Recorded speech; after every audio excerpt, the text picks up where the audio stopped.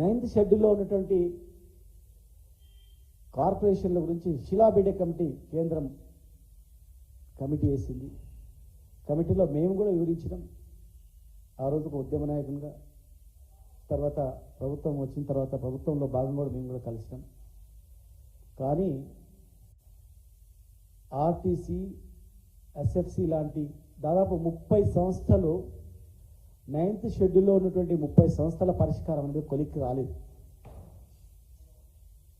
కొలిక్కి రాకుండా అనేక దఫాలుగా చర్చలు జరుపుతున్నా కూడా అవి ఇంకా పరిష్కారం కాలేదు.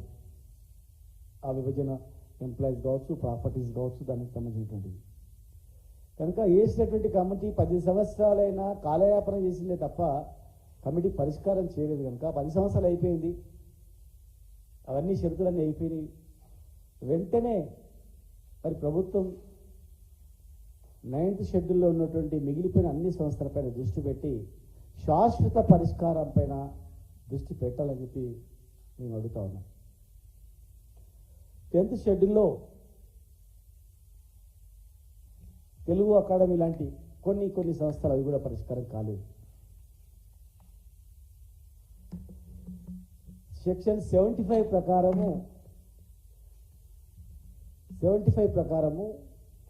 స్థానికంగా ఎక్కడ స్థానికతను బట్టి ఆఫీసెస్ను అక్కడే వాళ్ళకి ఇవ్వాలని ఉంది.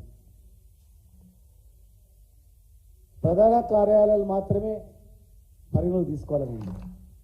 కానీ కొన్ని సంస్థల యొక్క ప్రధాన కార్యాలయం మెయిన్ ఆఫీసులు తీసుకోవాలని ఉంటే మెయిన్ ఆఫీసెస్ కాదు, అన్ని ఆఫీసులలో కూడా మాకు భాగం కావాలని చెప్పి ఒక మిత్తాండవాదంతో కాలయాపన చేయడం జరిగింది. కేంద్రం కూడా అనేక దఫాలుగా మరి చర్చలు చేసినా, భిన్న అభిప్రాయాలను తెలియజేసినా కూడా మరి 10th షెడ్యూల్లో ఉన్నటువంటి 142 సంస్థలలో చాలా వరకు కూడా అవి కూడా మిగిలిపోయినటువంటివి ఉన్నాయి. ఒక మెయిన్ ఆఫీస్ ప్రధాన కార్యాలయాలే అని చెప్పి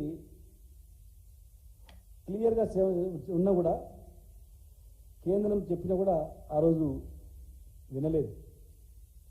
కనుక మెయిన్ ఆఫీసులు మాత్రమే దానిలో హక్కు ఉంటుంది. గడువు అయిపోయిన తర్వాత వాళ్ళకి సంబంధం ఉండదు.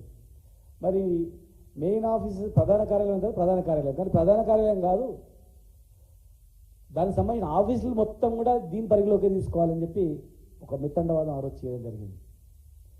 కనుక ఈరోజు 2 రాష్ట్రాలు ప్రభుత్వం పైన మేము పోరాటం చేసిన తప్ప ప్రజలపైన కాదు. ఆనాడు కూడా దాన్ని 10 సంవత్సరాల పరిపాలనలో మేము రుజువు చేసినాం. ప్రజలుగా, ఈ దేశ ప్రజలుగా అందరం కలిసి ఉండొచ్చు, కానీ ఈ ప్రాంత హక్కులు మాత్రం కాదాస్తే కుదరదని చెప్పి. కనుక ఈరోజు 9th షెడ్యూల్లో 10th షెడ్యూల్లో ఉన్నటువంటి అంశాలను ఇమ్మీడియట్ నిర్ణయం తీసుకోవాల్సిన అవసరం ఉంది. తర్వాత ఉమ్మడి రాజధానికి సంబంధించినటువంటి buildings, lake view guest house కావచ్చు, హెరిటేజ్ బిల్డింగ్ కావచ్చు, సిఐడి ఆఫీస్ కావచ్చు, కొన్ని బిల్డింగ్స్, పెద్ద పెద్ద బిల్డింగ్స్ కూడా వాళ్ళ పరిపాలన సౌలభ్యం గురించి మరి వాళ్ళకు కేటాయించడం జరిగింది. గడువు అయిపోయింది. మరి గడువు అయిపోయిన వెంబడే ఆ ప్రాపర్టీస్ అన్ని కూడా మనం తీసుకోవాల్సిన అవసరం ఉంది. ఈరోజు 2 రాష్ట్రాల మధ్యలో